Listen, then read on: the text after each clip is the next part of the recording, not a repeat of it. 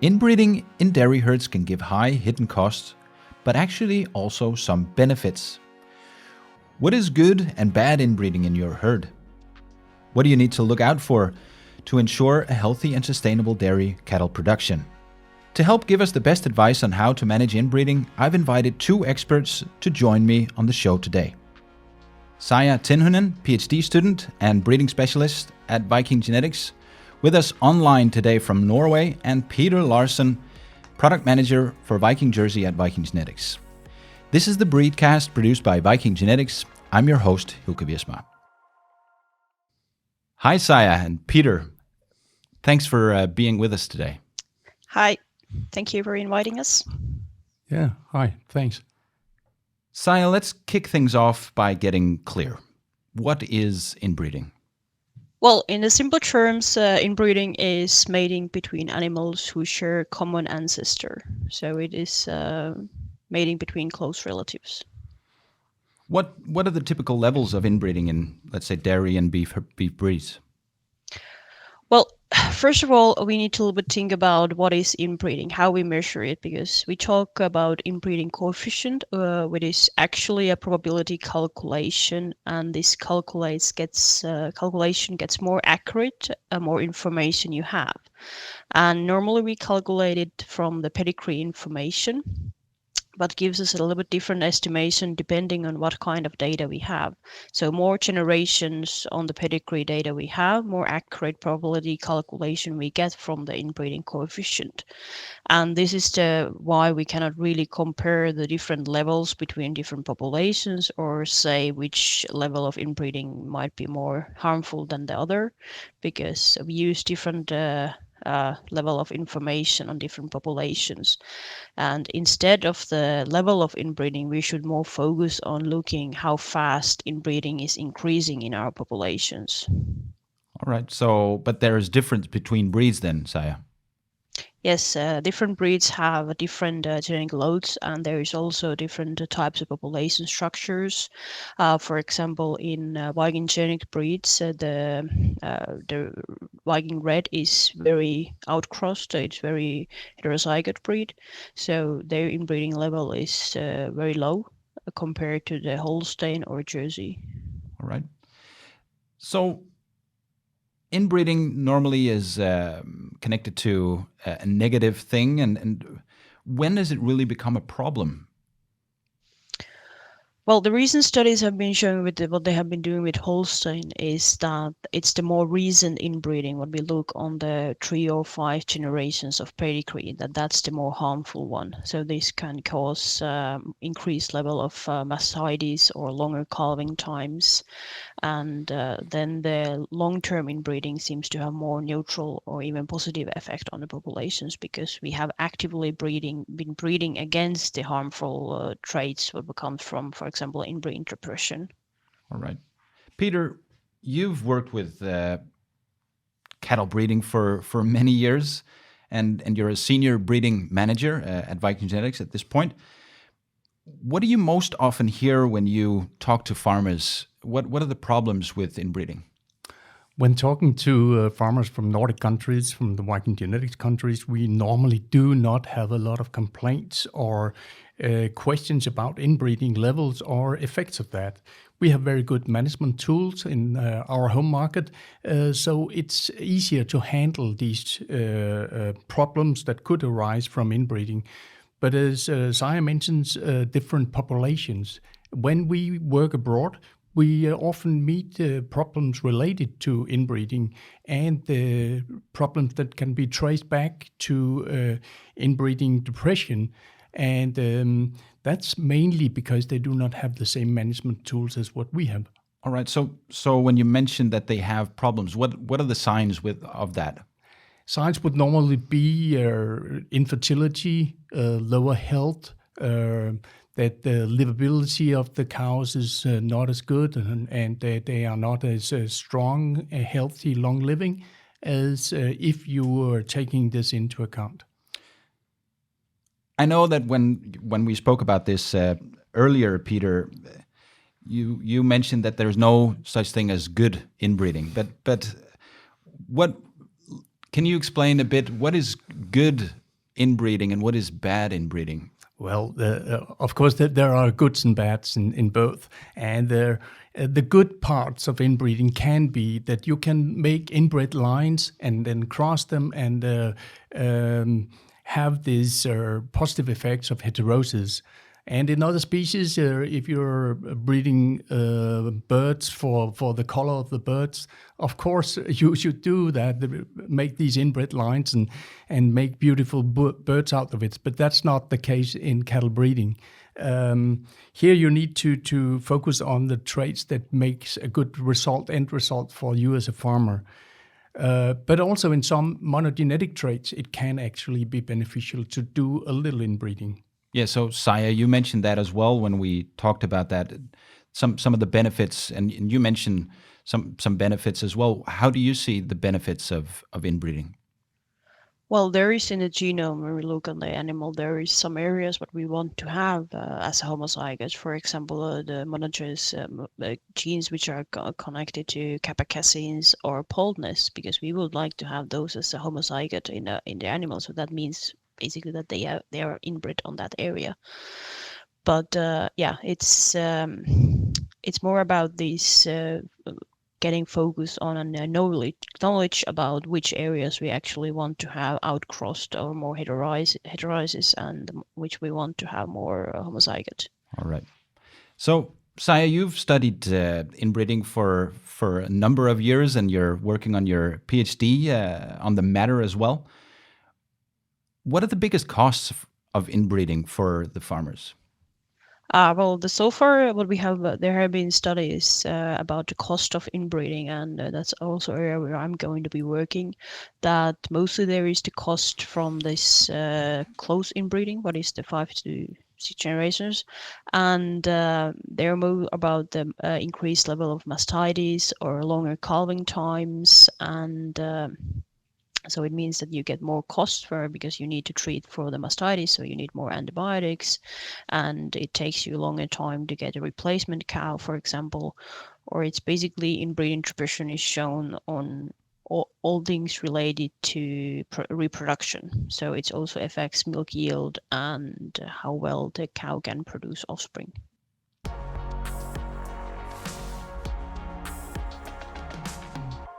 So inbreeding needs to be managed carefully and in order to keep your herd healthy and productive. Now we're going to look at some of the smart ways to manage inbreeding and actually benefit from it. Peter, when a farmer tells you that he's struggling with inbreeding in his herd, what are the first things that you recommend that he looks at? But the first thing I recommend is to dig into the pedigrees that are in the animals of his herd. Is this a matter of close relationship between the animals in the pedigrees? Is it a matter of the breeding strategy that this farmer has been using? So it's a matter of identifying where the problem comes from, if it really is related to inbreeding or if it's related to something else. Most often it's not related to inbreeding, but in some cases it can be if he has not been making use of these management tools that he could have. Yeah. So what can a farmer do on a day-to-day basis then? Well, mating program is for sure what we will recommend to all farmers that are doing a mating program. It will help him in his choice of bull, in his choice of strategy, but he can also make use of crossbreeding to cross different breeds. We have some breeding concepts that we recommend: Pro Cross and Golden Cross, a 3-breed rotational crossbreeding program. But another example is the reds. Saija mentioned the reds earlier. Viking Red is a concept where we have merged the red breeds in Finland, Sweden, and Denmark. And for that reason, we have made use of bulls that are not that close related, so kind of an outcross strategy. So mixed breeds will lower the risk of inbreeding and inbreeding effects. Yeah. So and with crossbreeding, you'd get the opposite of inbreeding, which is heterosis. So basically, you get the opposite effect and increasing the fertility, health, and all of these things. Yes. Saija, what's preventing farmers from managing inbreeding in a good way?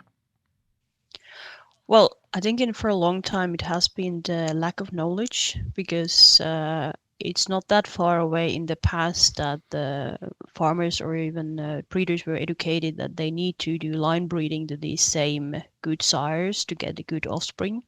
So I remember in the early 2000s that people were still saying that you need to have the same sire like 2 or 3 times in 3 generation pedigree to get a good offspring. So that is actually quite a lot. And we have gone much forward from that because, well, inbreeding or inbreeding depression is not a new thing. Even Darwin talked about it in the evolution, in the old original species book, and that was published in the 1800s. And the inbreeding coefficient actually has 100 years anniversary this year, so it is an old concept. But we kind of forgot it for a long time because you get fast benefits from doing actually line breeding, because you are lining to the same good individuals, so you get short-term benefits from it. But it's short-sighted, so to say. Yes, because these days we know that it's also have this high cost from inbreeding depression. So you can get short benefits for a few years or a few generations, but then it kind of starts to collapse because inbreeding depression starts to cost you more.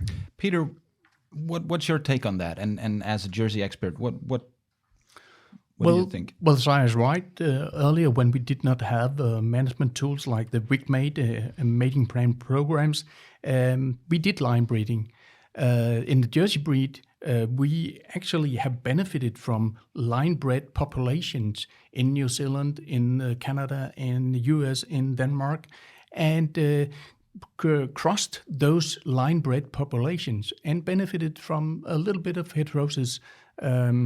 And that there was some diversity in those different populations.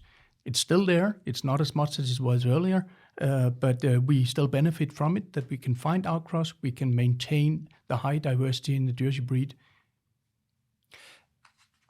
And we do have a full episode on the VikingJersey. If you're interested in that, pop over to the BreedCast page, breedcast.com, and learn more. We have a full episode on Jersey cows with Peter here. Peter, another question is, what examples have you seen in terms of turning around inbreeding in a herd?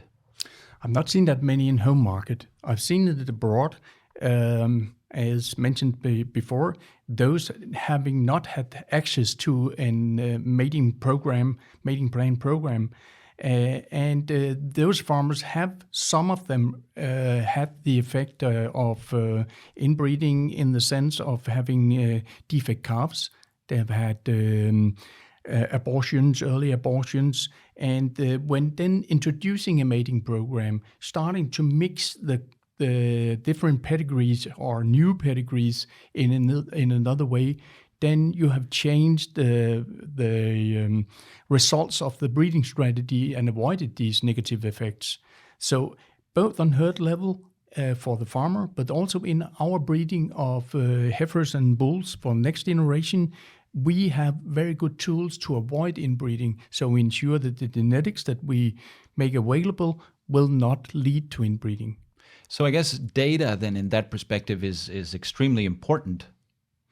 Yes, it's very, very important, and will be even more important under our conditions, where we have good help of all the farmers, veterinarians, all related to dairy cattle breeding. They are registering, and they're registering all details, and it enables us to make breeding values for all health traits, all traits related to fertility, sustainability, and that leads to a more secure breeding and less worries about inbreeding. Yeah, and I guess we're quite unique in that sense in the Nordic countries, that we gather everything into one pot, so to say, or into one database where we have everything, and then the pedigrees, of course, also in that regard. Yeah, sure. It's very unique. Saija, how do I select the right genetics to manage inbreeding? and a healthy herd in general? Well, as Peter mentioned, we have the different tools for our customers, for example, the VikMate, and that actually helps you to control the inbreeding in your herd, because you can give it a level of inbreeding what you accept, and level of increase of inbreeding should not go further than one person per generation. So that's reason, for example, when we look on the pedigree, and we have like 4 generations of pedigree, then we would put a limitation for the mating that it cannot be higher than 4%, because then you spread the 4% into these generations. It will be less per generation than 1%. But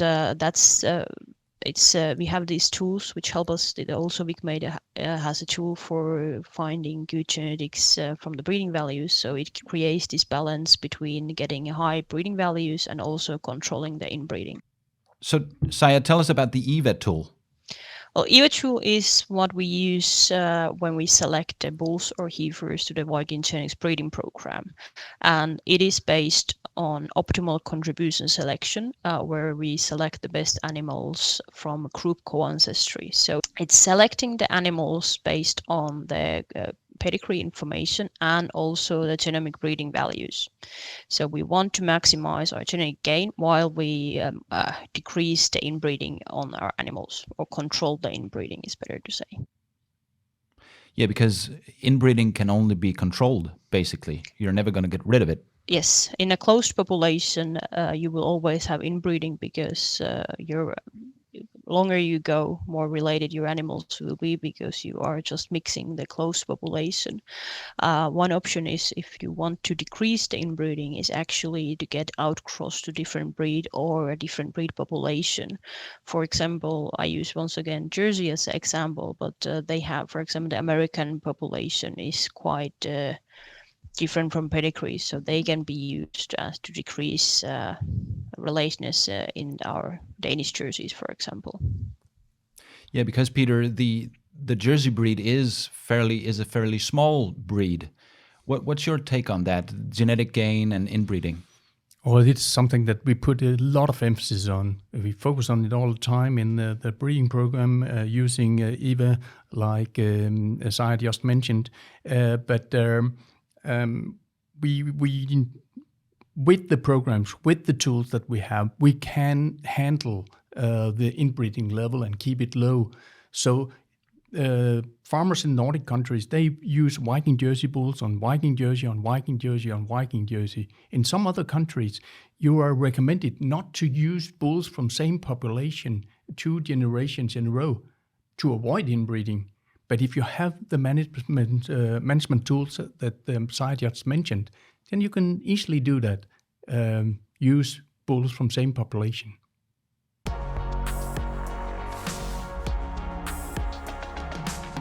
Saija and Peter have given us their best advice on how you can use inbreeding in positive ways in your dairy herd, and to ensure a healthy cattle breeding strategy in general.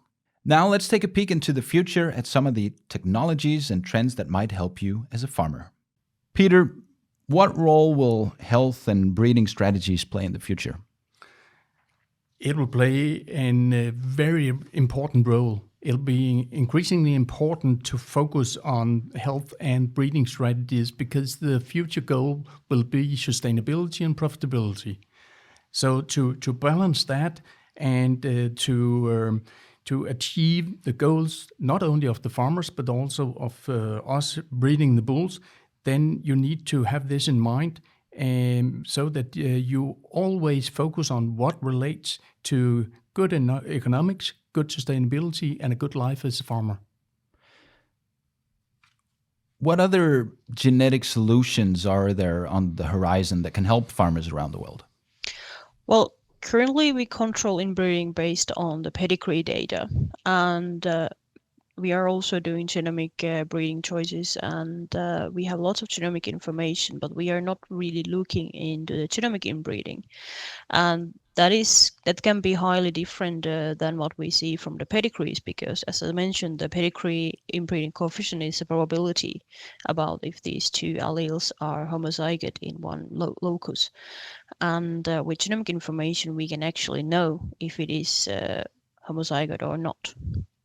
And there is a difference because the probability calculation based on the pedigree, it always thinks that, the siblings has 25% relatedness to each other, but we know based on genomic information that they can have highly different relationships with each other, because it can vary from 20% to 70% even. So with the genomic information gives us more tools about controlling this inbreeding and actually seeing which are more related from these half siblings or cousins with each other. And that's what your PhD project is about. Yes, I'm working to solve this problem about how we can manage inbreeding depression and inbreeding in our dairy cattle in the Nordic countries. What are the main issues that you're working with? But the main issue for first is to find a correct way to calculate the genomic inbreeding, because there is lots of ways to do it, and we want to have what is the most efficient way to do it, because it's easy to do some calculation yearly basis, because some of them might take a very long time, because currently we have lots of genomic information from our dairy cattle, so these relationship matrices can be quite huge. And we want to have a fast way when we can do it not with the less as possible delay. So basically, it will, for the future, give us the tool to actually know not only the probability, but the actual inbreeding on a genomic level.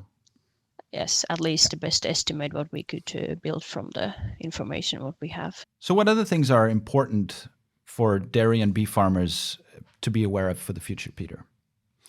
Well, first of all, it's very, very important that you identify the genetics and the strategy that fulfills your goals and takes into consideration the conditions that you are working under as a dairy farmer. And then set goals for sustainability, animal welfare, climate impact, profitability, and a good life in the end. That's very, very important to identify those things. All right. So to summarize, I'd like if you could give your best advice on managing inbreeding on a herd level. Saija, what would be your best advice to farmers? Well, to use the mating tools what you have available, and all the experts' advices, because we have the breeding advisors in different countries, and our salespeople know quite a lot on these things, so use their help. And especially this VikMate tool is really good and nifty for the estimating which will be the best matings for your herd. Peter, what are your thoughts on that? Well, I agree with Saija.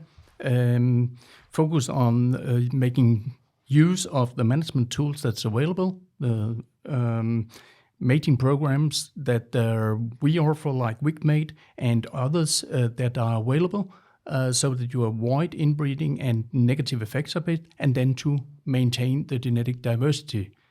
Maintaining genetic diversity, we see that as one of our most important responsibilities. Maintaining genetic diversity is a responsibility of the breeding companies, and we take that very seriously.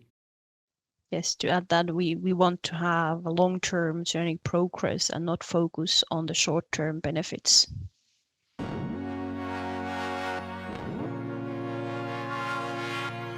Thanks for joining the BreedCast today. Together with Peter and Saija, we've looked at the challenges with inbreeding in dairy herds and how you can manage it well. If you'd like to learn more, please visit VikingGenetics.com. Thank you, Peter Larson and Saija Tenhunen, for sharing your knowledge and insights with us. Thank you to everyone out there for listening. I hope you enjoyed the show today. If you have an idea for a topic in cattle breeding that you'd like us to focus on, please visit BreedCast.com or send us a message on the VikingGenetics Facebook page. My name is Hielke Wiersma. Please join me for the next episode of the BreedCast about dehorning of dairy cattle and how you can use polled genetics.